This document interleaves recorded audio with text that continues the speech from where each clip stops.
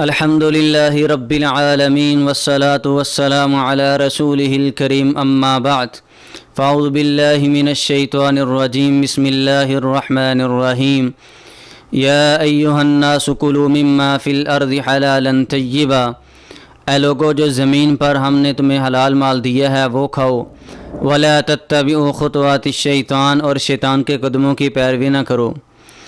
شیطان سب سے زیادہ کوشش اس کام میں کرتا ہے کہ بندے کے پیٹ میں حرام کا لقمہ چلا جائے، پھر بندہ عبادت بھی کرتا ہے تو وہ عبادت نہیں رہتی بلکہ وہ وبال بن جاتی ہے۔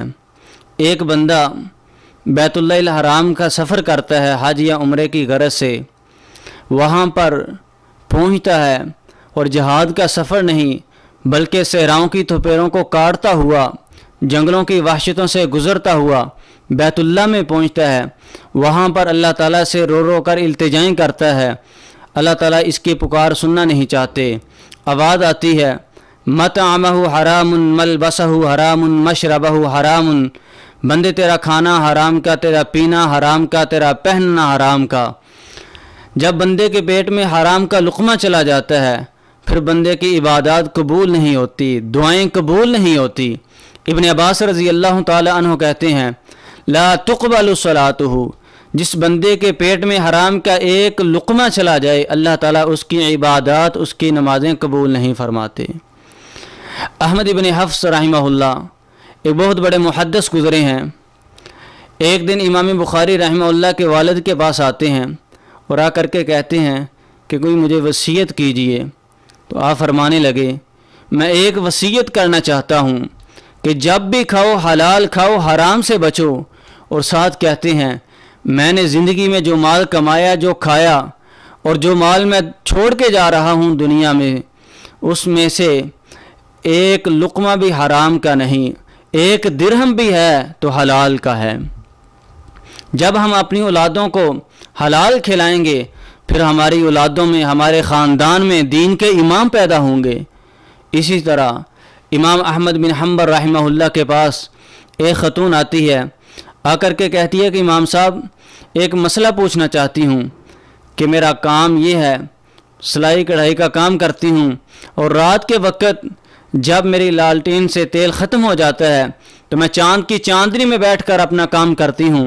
امام صاحب پوچھنا یہ چاہتی ہوں چاند کی چاندنی میری نہیں ہے، چاند کی چاندنی میں بیٹھ کر جو میں نے کام کیا اور اس سے جو مجھے پیسے آئے، پوچھنا ہی چاہتی ہوں کہ وہ پیسے میرے لیے حلال ہے کہ حرام۔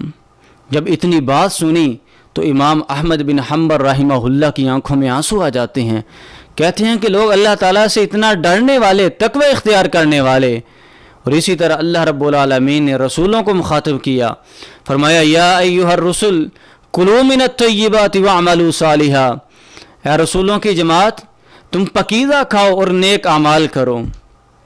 خیبر کا موقع ہے، جب جنگ کا اختتام ہوتا ہے تو صحابہ کرام شہداء کی نشاندہی کر رہے تھے، کہتے ہیں کہ اللہ کے رسول فلاں صحابی شہید ہو گیا، اللہ کے رسول فلاں صحابی زخمی ہے۔ اتنے میں کہنے والا ایک کہتا ہے اللہ کے رسول مدھم شہید ہو گیا۔ جب اتنی بات کہی تو رحمت کائنات صلی اللہ علیہ وسلم فرماتے ہیں کہ خاموش، مدھم کو شہید نہ کہو۔ گویا کہ صحابہ کے رونگٹے کھڑے ہو گئے، اللہ کے رسول مدھم کو شہید کیوں نہ کہیں، یہ میدان جہاد میں شہید ہوا ہے اور دشمن کے وار سے شہید ہوا ہے۔ اللہ کے رسول صلی اللہ علیہ وسلم فرماتے ہیں اس نے بیت المال میں سے ایک چادر چڑائی تھی، آج جہنم کی آگ بن کر اس پر برس پڑی ہے۔